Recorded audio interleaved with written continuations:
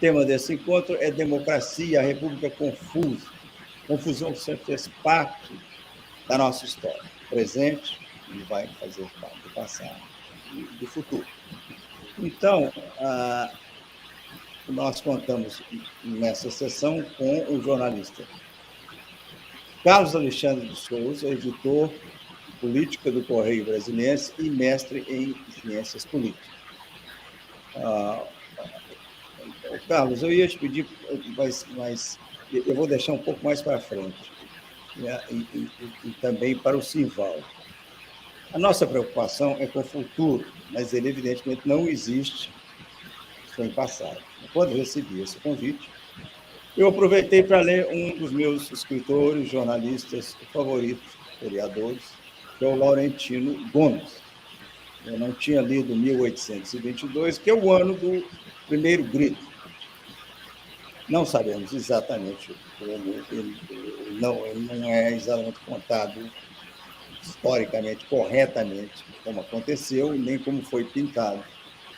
Mas, na primeira página, embaixo do título de 1822, está escrito: como um homem sábio, uma princesa triste e um escocês louco por dinheiro ajudaram Dom Pedro a criar um país que tinha tudo para dar errado. Depois, ele dedica o livro aos professores de História do Brasil, no seu trabalho anônimo de explicar as raízes de um país sem memória. E aí o Laurentino refresca nossa memória com 400 páginas preciosas dos nossos fracassos, sucessos e confusões desse Brasil. Já estiquei meu claro, mas antes de falar sobre o futuro, eu queria pedir a vocês um favor, e eu não tenho a resposta disso. Na história, qual foi ou quais foram os períodos de maior prosperidade e democracia do Brasil, e se eles podem servir como referência para o futuro? Vamos começar com você, Carlos. Bom, Lucas, em primeiro lugar, eu queria cumprimentar você, cumprimentar o Simval, agradecer pelo convite de participar aqui dessa reflexão sobre os 200 manuscritos. Como jornalista, como meus colegas imensos, eu acho que é muito importante que a gente faça essa reflexão. E eu acho também que é a oportunidade de fazer, enquanto você, de refletirmos por que chegamos até aqui e para onde vamos. São perguntas essenciais para você entender qualquer civilização ou qualquer sociedade. Eu diria a você, respondendo essa pergunta, eu acho que o Brasil talvez tenha experimentado um período democrático mais evidente a partir do momento que você conseguiu reduzir, não revelar, mas reduzir um dos maiores flagelos sociais do Brasil, que é o flagelo econômico, a desigualdade. Que é histórico, ela já começou com uma herança da escravidão e se perpetuou ao longo da República, né, essa desigualdade social.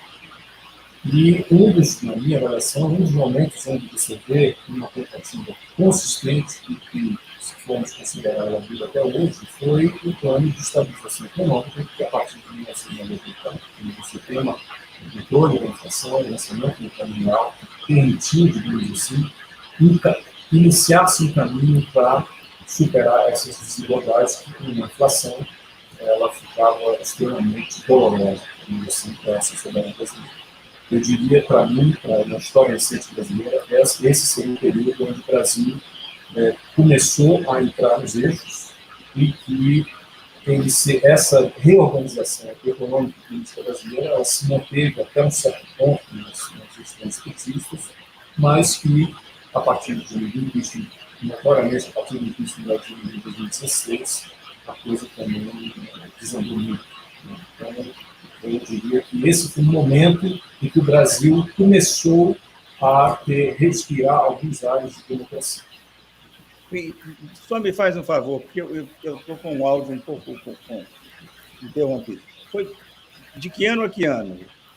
Eu diria que comecei em 94, com o lançamento do Plano Real, que foi de Henrique, e até, talvez, até o segundo governo da Dilma.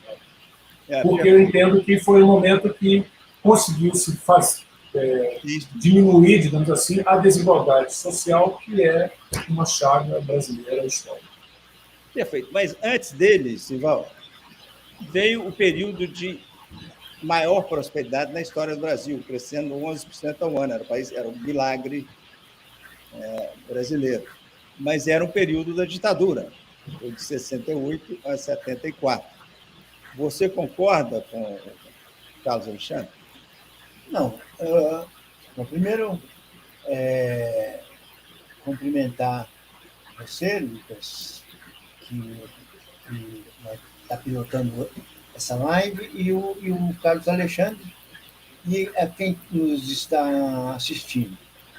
Eu concordo que essa citação do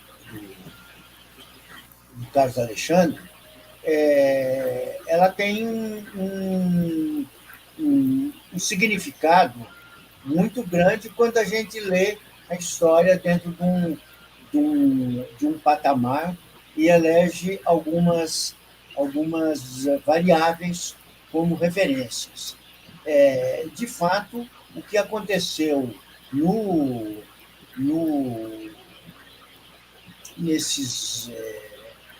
na Nova República, vamos chamar assim, em 94, que foi um pico de um momento onde algumas variáveis foram privilegiadas, tais quais a questão da distribuição de renda e também a questão da dívida externa. Por quê? Nós nos aproveitamos também de uma bonança no mercado internacional e com isso, até a queda de 2008, as coisas foram muito mais generosas, vamos dizer, com o Brasil, do ponto de vista da economia, por exemplo. Dr. Tancredo, o sonho do Dr. Tancredo, quando estava se preparando, era de atingir a 100 milhões de toneladas de grãos. Em 2008, nós tínhamos quintuplicado esse volume.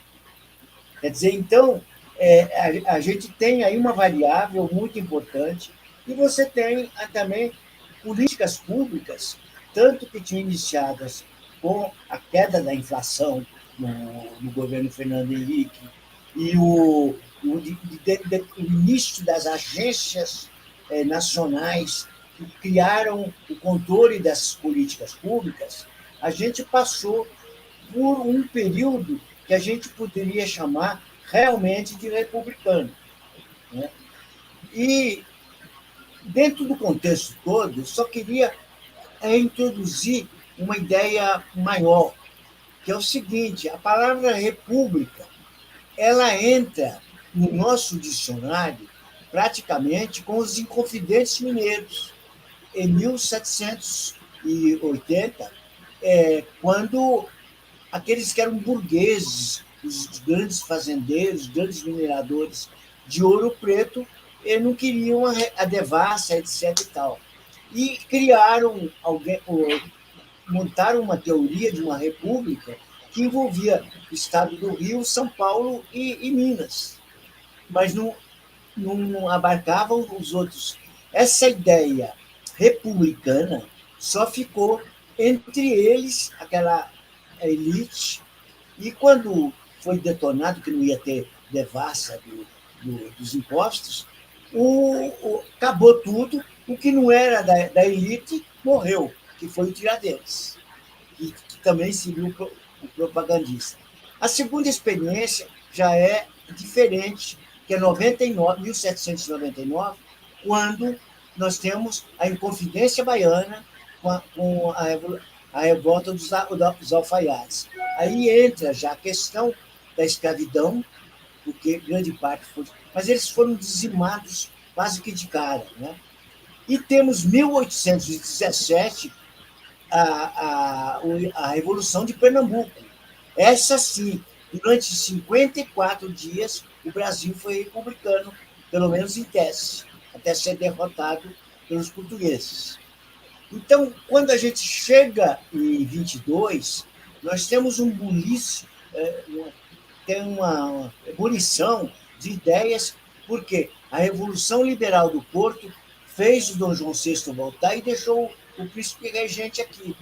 E aqui você tinha um partido brasileiro, dos brasileiros e o partido dos portugueses. E por que nós queremos fazer, inclusive, nesses 200 gritos, novos gritos, a questão de fazer uma celebração, não digamos assim, patriótica, mas mais, digamos assim, tentando entender para onde vai o Brasil. Porque é o seguinte, o grande defensor da soberania brasileira foi José Bonifácio e a princesa Leopoldina. Eles que levam a Dom Pedro não voltar para Portugal, porque senão o Brasil iria voltar a ter um regime de colônia, e criaram esse clima todo da soberania. Mas custou muito caro para o Brasil, porque para a Inglaterra reconhecer o Brasil independente, o Brasil fez uma grande dívida. Então, nós começamos independentes já endividados.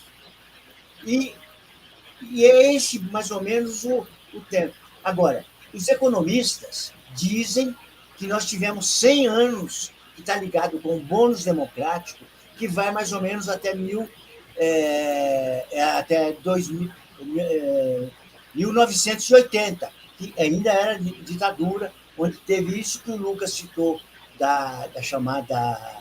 O que é, Lucas? Que você falou? Milagre econômico. Milagre econômico, que foi uma questão bancária também. Os Estados Unidos tinham muito dinheiro e que precisava emprestar. E isso possibilitou que você ter esse... Mas que acaba já com Geisel em 74. Não é? Mas olha aqui, você quando fala que a Inglaterra pegou nossa grana toda, quem levou o dinheiro todo que estava no cofre foi o Dom João VI, quando ele voltou para Portugal. Ele esvaziou tudo, não ficou um centavo. Sim. Não, você tem razão. Primeiro. Agora, eu pergunto o seguinte, nesse período da Revolução Baiana, Pernambucana, foi um período de felicidade? Eu acho um milagre que o Brasil tenha se mantido unido durante aquele período de efervescência, de criações de repúblicas na América Latina inteira, e o Brasil só pegou isso no final quando mandaram o Dom Pedro II embora. Por que o Dom Pedro II, o Carlos, não está na lista desses períodos de grande prosperidade, de tranquilidade, até de democracia? Por que não? É verdade. Eu acho que é uma pergunta pertinente, Lucas. Eu quero saber qual é o papel, a contribuição do Dom Pedro II para o processo da nação brasileira, para o surgimento do que se chama de nação brasileira. Eu tendo a discordar, com todo respeito, à avaliação do Silval, porque eu não considero esses movimentos que foram citados como pode ser admitidos como experiências democráticas, republicanas, no sentido de que havia uma contestação da ordem e determinadas organizações gostariam de um novo ordenamento. Mas, como o próprio Silval mencionou, esses movimentos foram duramente esmagados, quer dizer, havia uma ordem muito clara, muito estabelecida, política, para que se mantivesse o status quo. E, do lado econômico, também, inclusive o Laurentino trata disso muito bem, havia a escravidão também, que era um sistema econômico que conseguia sustentar todo esse arcabouço. Quer dizer, então, a gente não está falando aqui de repúblicas, nem mesmo existem discussões a respeito de independência. Onde está a independência? O Brasil, como você até lembrou, havia uma dívida que foi criada, depois Dom Francisco levou todo o dinheiro. Quer dizer, o Brasil demorou muito para adquirir uma certa soberania, digamos assim, econômica e política. E, veja bem, aqui não há nenhuma doutrina marxista, nada disso. Quer dizer, é o que fica evidente quando você olha um período histórico tão longo assim. Simão, se alguma dessas revoluções tivesse dado certo, o Brasil provavelmente racharia. O São Paulo, Minas e Rio iriam para um canto, o Norte iria para outro, Nordeste, seria um racha incrível. Mas então eu quero saber o seguinte: qual é a sua receita, então, para vencer os desafios da democracia no Brasil? Então, bom, a Constituinte de 88, ela já parte de uma experiência feita desde da Constituição homologada por Dom Pedro I, em 1824, né? De uma nação constituída sobre um projeto de Estado do Direito. Quer dizer, então, e você também já tem dentro do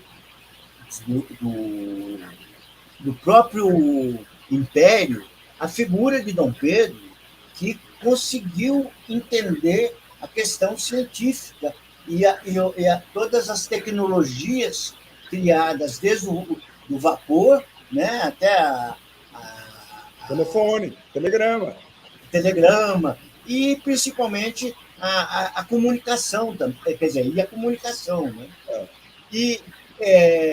Mas você vê, até a criação da primeira universidade brasileira acontece só no século XX, já, não é?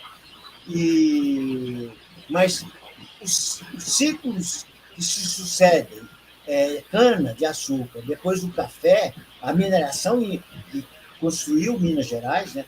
A gente não pode esquecer que Minas Gerais era a província mais populosa no século XVIII e a mais rica no século XVIII e a maior exportadora de quê? De ouro. Né? Ouro e açúcar, etc. Quer dizer, era a matriz da própria economia brasileira. Né? Agora,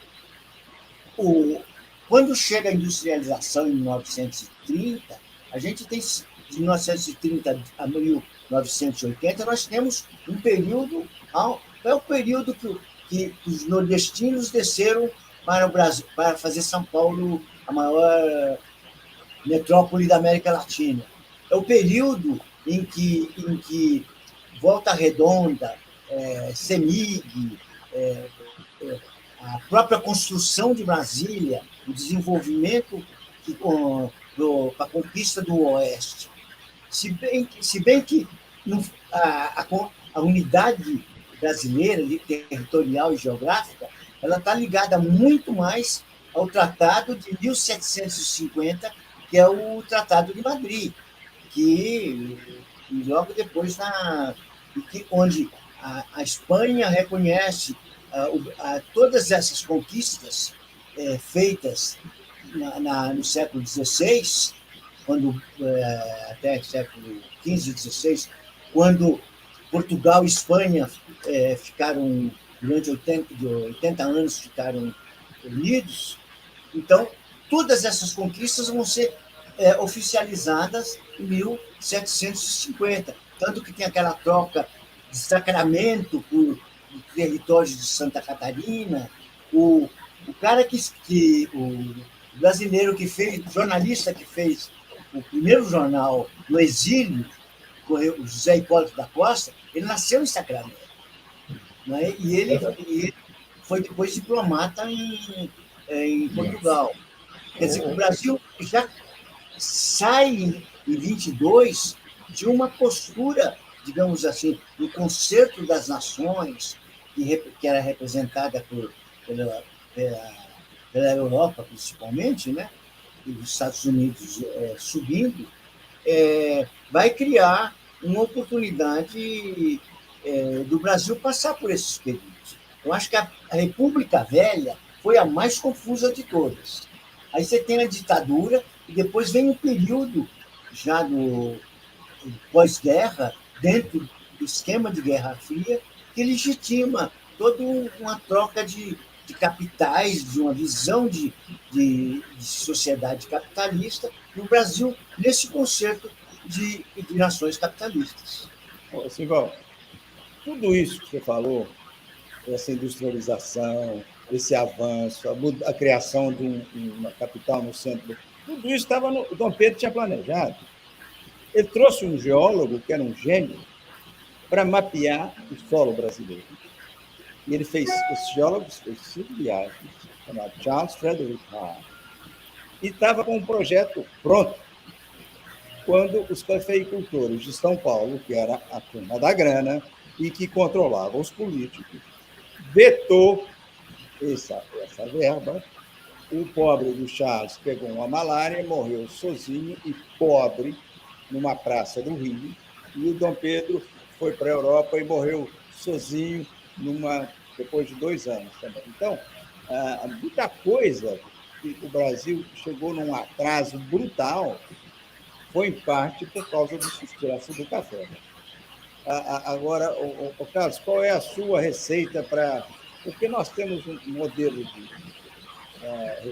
governo baseado em metade, uma parte na Europa, em países europeus, outra parte nos Estados Unidos, e a gente teve essa experiência. Amanhã começam as sessões abertas no Congresso americano, na Câmara, para investigar o que aconteceu no dia 6 de janeiro, quando o plenário foi invadido por uma turba, deixou 5 mortos, levaram até uma forca o vice-presidente Mike Pence, para enforcar o vice-presidente. É um negócio mais bárbaro que você que jamais poderia imaginar nos Estados Unidos.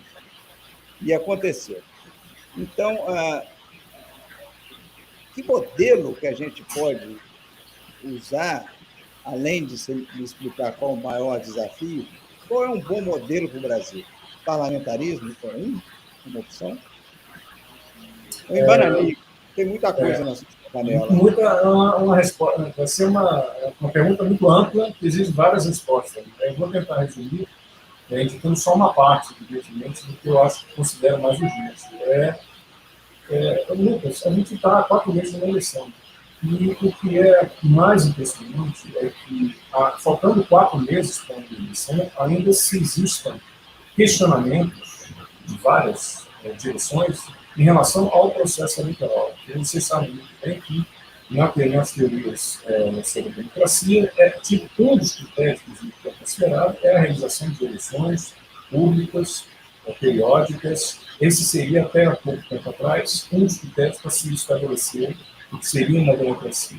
Só que a ascensão de políticos de tendência autoritária mostrou que esse critério, por exemplo, não basta mais, não é suficiente. Está aí, tem vários governantes pela Europa, aqui na América do Sul também. Os próprios Estados Unidos tiveram uma experiência recente nesse sentido, mostra que as eleições não são mais suficientes. O que eu acho que seria o presidencialismo aqui no Brasil, ele, digamos, é um presidencialismo inspirado no modelo americano, mas que tem muitos problemas também.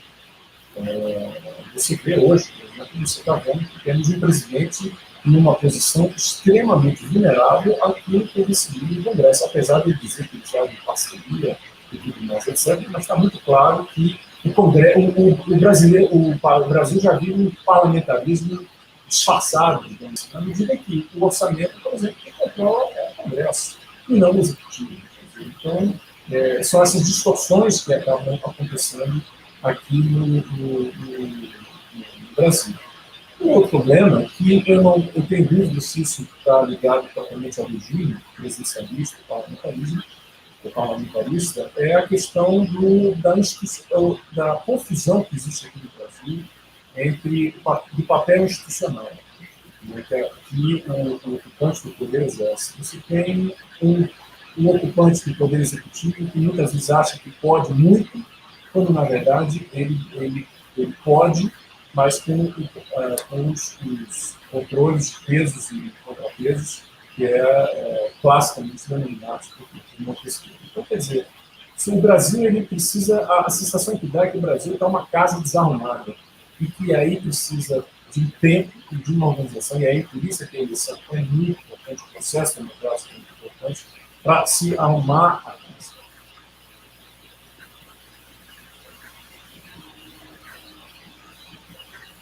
Alô, eu perdi seu áudio.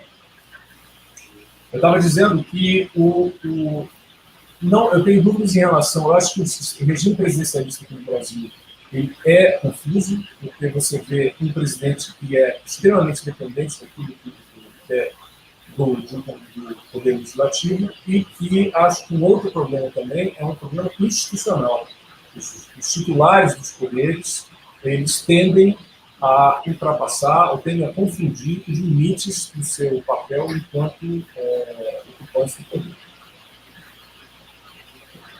Eu só quero avisar vocês, além de agradecer a companhia até agora, que você está participando da sessão Democracia, República Confusa, parte do projeto 200 Novos Gritos, Festival de Ideias, de uma iniciativa da revista e do portal Imprensa, que na próxima quarta-feira serão mais 2 sessões, uma sobre as diferenças entre regiões do Brasil e outra sobre o desenvolvimento sustentável. Detalhes no site do portal imprensa.com.br, Histórias do Futuro. Sival, tempo é um problema para nós ou não?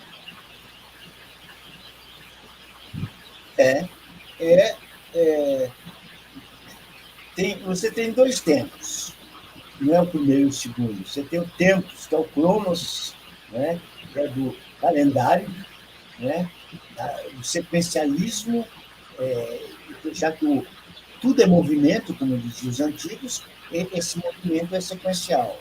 Esse é o cronos, Deus cronos. E você tem o kairos, onde o tempo ele é medido dentro de uma dimensão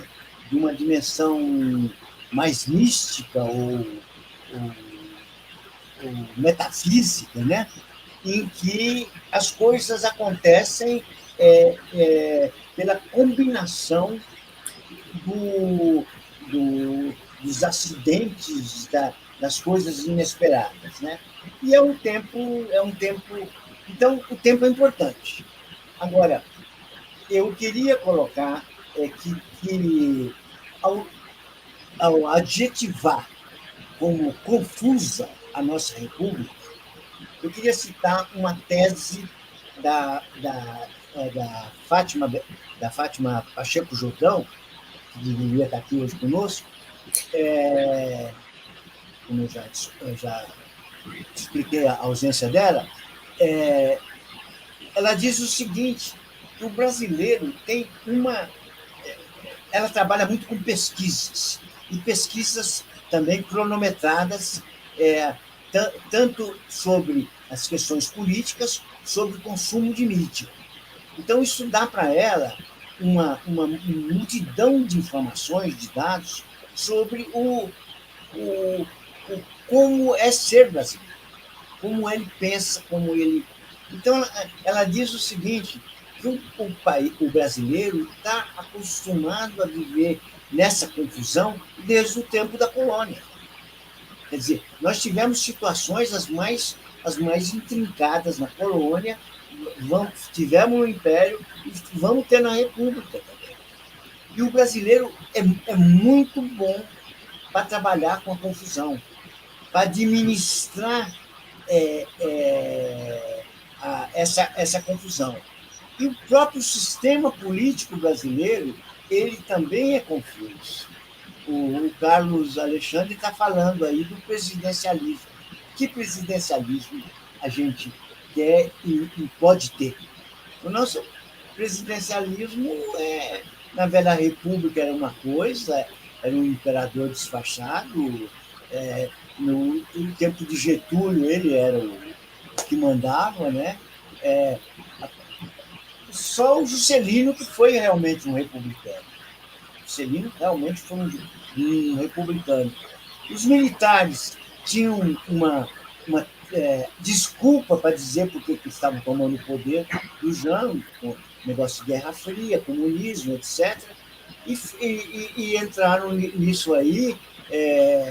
E a própria saída em 85 foi também de uma forma confusa, foi, não foi. O próprio Tancredo, que foi eleito para fazer isso, morre antes de assumir, sabe?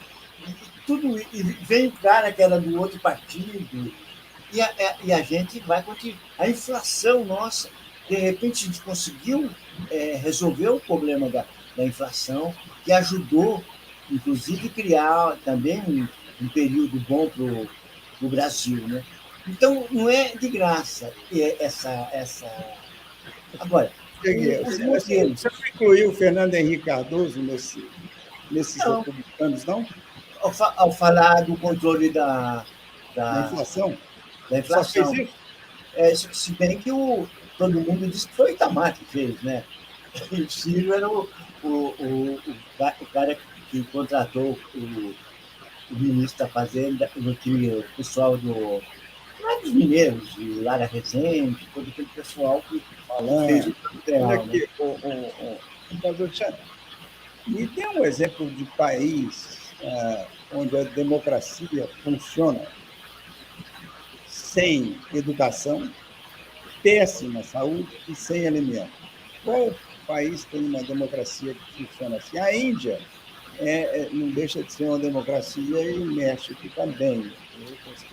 Mas são países pobres, eu estou falando de países ricos. Não, então, isso não é difícil da gente encontrar. Os próprios países nórdicos, escandinavos, são um exemplo tanto de soberania, como são exemplos. São países desenvolvidos, estou falando de países em desenvolvimento, países pobres. Em desenvolvimento? Tá. País desenvolvido.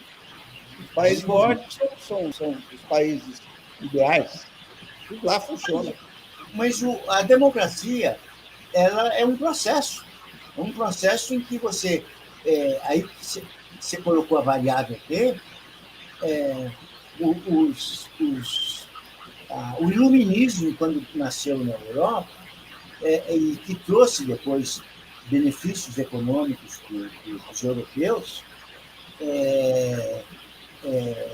é um processo que você pega, por exemplo, é um processo permanente. Você, por exemplo, vê a República Francesa, que também desenvolvida, ela vem desde 1789 com as ideias iluministas, e trouxe também o progresso, e que trouxe aquilo que a gente chama de social-democracia, ou a sociedade do bem-estar. Agora, tem outros modelos, porque, por exemplo, os Estados Unidos criaram uma classe média poderosa, e essa classe média poderosa, você é testemunha disso, ela conseguiu se reassegurar de direitos e de situações em que ela tivesse dado uma resposta. Agora, evidentemente, na Ásia, o próprio comunismo não deixou nenhuma das repúblicas da União Soviética que ficaram, não conseguiram também se organizar dentro de um equilíbrio e de objetivos, por exemplo, do bem-estar. Olha aqui, eu passei 8 dias na Ucrânia, eu não vi nenhum pobre, nenhum sem teto, nenhum analfabeto. Então, quer dizer, você não precisa ser país nórdico. Você não precisa, a Ucrânia estava na esfera soviética, saiu e está tendo os problemas que a gente vê. Agora, hoje o Brasil hoje tem péssimas notícias. Tem 33 milhões de brasileiros com fome, sem alimento. Em 1822, o Laurentino conta a história dos brasileiros que comiam terra. Eram tão mal nutridos que comiam terra. E mais absurdo ainda é que os donos dos escravos mandavam um escravo tirar a terra do fundo do cupim e do fundo do formigueiro porque era a terra mais gostosa. Não era para escravo. O escravo não podia comer terra de cupim, terra formigueiro. O torrão mais apreciado era aquele. Então, nós tivemos, assim, nossos dramas, nossa fome, nossa falta de seriedade. Um outro exemplo que ele cita de um inglês, dizendo que o brasileiro, famoso já na época, pelo jeitinho, o comentário desse inglês, chamado Thomas Lincoln, que nos negócios, ele diz, prevalece a astúcia mesquinha e velhaca, principalmente quando é efetuada transações com estrangeiros que pedem o dobro pelos preços das mercadorias. Quer dizer, não há um senso geral de retidão entre as pessoas. E você, hoje, por exemplo, com a Amazônia, por que o Brasil não consegue cumprir um acordo com a Amazônia? O Brasil já está fora do Brasil, o Brasil está na lama nessa questão do verde, da própria, principalmente do desmatamento da Amazônia. Agora você tem um jornalista que está sumido, provavelmente, talvez morto, com um indígena. E se isso for confirmado, essa morte, essa imagem do Brasil que já está na lama vai para debaixo da lama. O que você acha? Não estou deixando você falar, desculpa, Carlos. Não, eu tenho, Lucas, eu tenho uma visão muito semelhante com a sua. Eu acho que, não necessariamente, existem vários exemplos de países que são ricos e todos tem saúde, educação, e existe uma democracia, isso você consegue ver. Agora, eu teria uma dificuldade em mencionar, sem ressalvas, um país onde não é considerado a democracia, onde as pessoas têm educação. Poderia falar de Cuba, por exemplo, mas Cuba todo mundo sabe que uma série de ressalvas que se faz. Agora, falando do Brasil, eu não consigo enxergar uma evolução política em direção à democracia enquanto você não resolver definitivamente as questões do fundo da realidade brasileira, como eu falei no começo da nossa conversa, a questão da desigualdade social, a questão da desigualdade econômica. Para falar apenas da educação, do ponto de vista mais recente, você sabe muito bem, Lucas e Simão, o Brasil ficou 450 dias sem aula durante a pandemia. É de longe o país que deixou as crianças fora da escola por mais tempo. Isso é um crime. E vocês sabem disso, que isso é um crime impune, porque ninguém vai ser responsabilizado por essa tragédia. E a gente está falando de uma tragédia que se estenderá por anos. Não foi algo que apenas aconteceu em 2020 e 2021. Vai se estender por uma geração inteira. Estamos aí já terminando 2022 e até hoje estamos com problemas de crianças, independentemente de, evidentemente, que na escola pública a situação é muito mais difícil, mas em escolas particulares também tem uma série de problemas educacionais. Os índices dos estudantes brasileiros de PISA são, catastróficos, são uma calamidade. Então, quer dizer, que tipo de país que está se construindo? E aí vem a segunda pergunta, que tipo de democracia se está construindo? Porque é evidente que uma construção política, ela decorre de uma construção social. Quer dizer, então, enquanto não se fizer isso, na minha avaliação, a gente ainda terá uma sociedade com problemas graves e ainda teremos uma democracia política com problemas graves. Essa nossa herança de educação é maldita. O Brasil, quando ficou independente, só um brasileiro em 10 sabia ler. Nos Estados Unidos, por causa da leitura da Bíblia, o país todo sabia ler, inclusive muitos escravos, os donos das casas, ensinavam os escravos a ler para uma forma de catequizar e uma forma também de civilizar. Mas, enfim, para nós foi muito mais difícil, continua sendo difícil, sair dessa ignorância nossa. Terrível. O que você diz, Sival?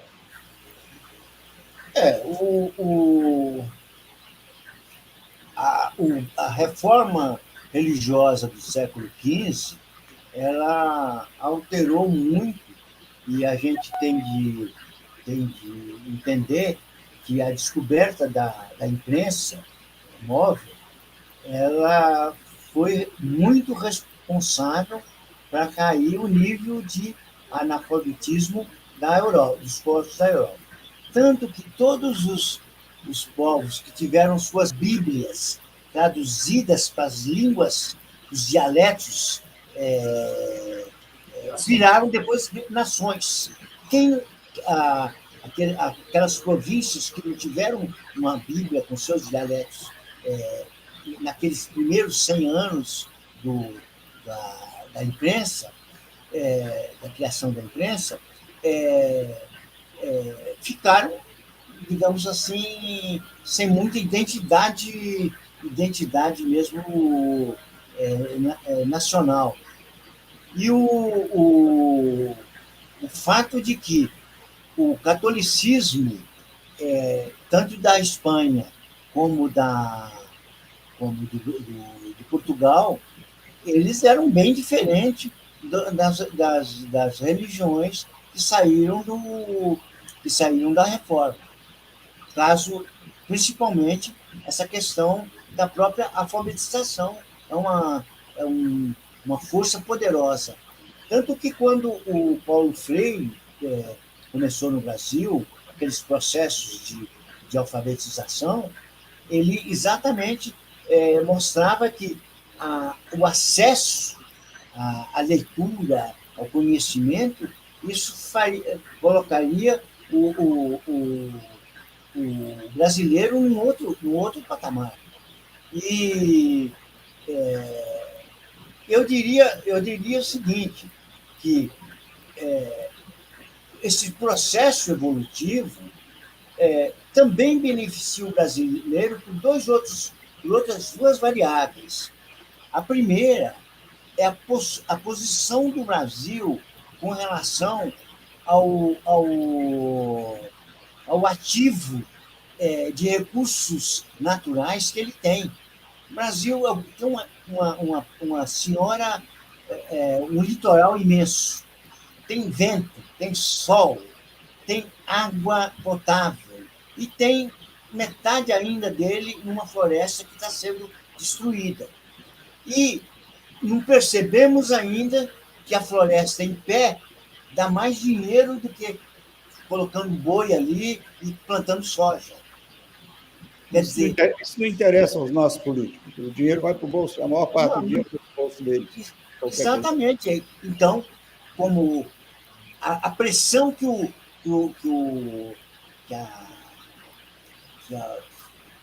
povo pode fazer, que a população pode fazer. Nós temos também o benefício do bônus demográfico, que aconteceu nesse período. Então, são todos elementos que permitem ocupação, permite produção, e a cultura permite produtividade, permite um respeito a um Estado de Direito. Então, na realidade, é a combinação e a conjugação disso tudo que só a ciência pode, e a epistemologia pode separar e estudar cada uma por si, e essa combinação vai ser o resultado da gente criar uma sociedade realmente democrática e um desenvolvimento sustentável. É um processo. Infelizmente, não terá a nossa companhia, mas, Carlos Alexandre, você tem a palavra final para as suas considerações desse encontro. Bom, eu gostaria de reiterar no meu agradecimento. Eu acho que foi um prazer participar dessa conversa, que foi muito ampla, histórica, historiográfica, talvez, política, sociológica, econômica também, porque, como eu disse, o Val está tudo ligado, né? Então, eu acho que, de novo, é importante reiterar essa participação. Acho também que, como foi colocado aqui, é importante ressaltar o papel da imprensa nesse processo como um todo. Falamos aqui de COP28 de outras iniciativas também, falando do papel da imprensa nesses movimentos de avanços e retrocessos em relação ao processo democrático. Acho que é importante a gente pontuar isso. E, pegando a sua pergunta, Lucas, eu fico realmente muito preocupado em relação à capacidade do Brasil responder a essas demandas, a essas necessidades tão urgentes que estão sendo colocadas aqui, tanto internamente como pela comunidade internacional. Quer dizer, a gente não pode achar que o Brasil vive uma bolha isolada do resto do mundo, que o mundo está vendo, desde das grandes questões estruturantes que estão sendo colocadas até episódios trágicos, que eu digo que está se caminhando para uma situação dramática, que é o episódio envolvendo o jornalista Netflix e o indigenista Maurício Pereira. Quer dizer, então, o Brasil tem enormes desafios pela frente.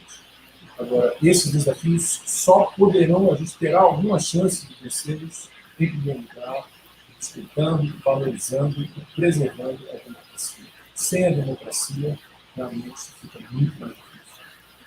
Carlos Alexandre, Simval, muito obrigado a vocês, obrigado a que nos acompanharam, esse 200 Novos Gritos, Festival de Ideias para o Futuro do Brasil, foi realizado pela imprensa editorial, conta com patrocínio da Sabesp e da Globo, e nós agradecemos a produção e a todos vocês que nos acompanharam.